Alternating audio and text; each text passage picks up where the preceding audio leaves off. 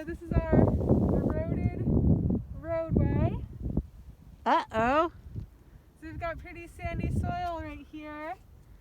And you can see we're on a bit of a slope. And this is just kind of where all the water ends up draining to. And once you get a little bit of a gully, it just gets worse. What, is there anything, looking at this, I don't have a solution yet in my head. Yeah. Of course, we'd want to have, once it was a flat road again, we'd want to put some kind of stabilizing plant where the roots would hold it in place. I know some people, and you did also put some little stopways, like you put piles of rocks to stop the flow. Some people put bales of hay to keep floods out. Up at the very top of the hill, near where our little white minivan is, we're going to do a little bit of grading there because I think we even get the runoff from the paved road. Totally. Looking at the flow from the top down. So if we can divert that from entering the field space at all, it may help. I'm wondering if we fill this in with gravel, if it will just kind of act like a gutter almost. And let the water run through without picking up the soil as we go. Yeah. Yeah. And then we can see one of the places where water ends up in our fields. So again, that field with the deer fence we picked for the spring because we knew it would drain a lot of its moisture quite well because it's pretty sandy. And it's a little bit uphill, so it's not catching a lot of water compared to this field right here.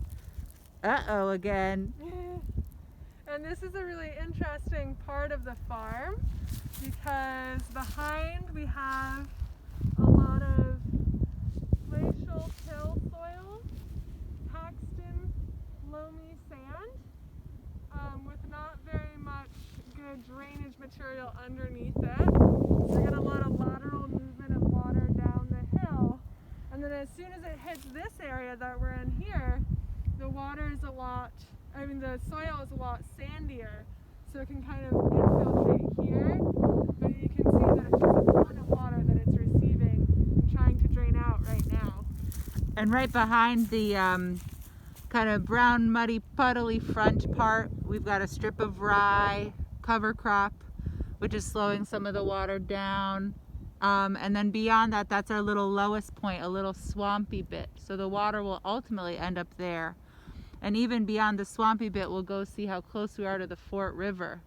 So even on this tiny farm scale, you can see how if we had dumped a whole bunch of fertility or nitrogen or phosphorus up there in one field, over time and through the winter and spring storms, it could make its way down into our waterways, which is something that we don't have as a concern on this small scale because most of our fields are in cover crop.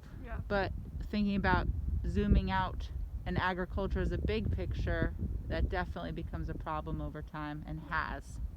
And especially if you get rid of a riparian zone, which is really important to keep the soil out. And a riparian zone is?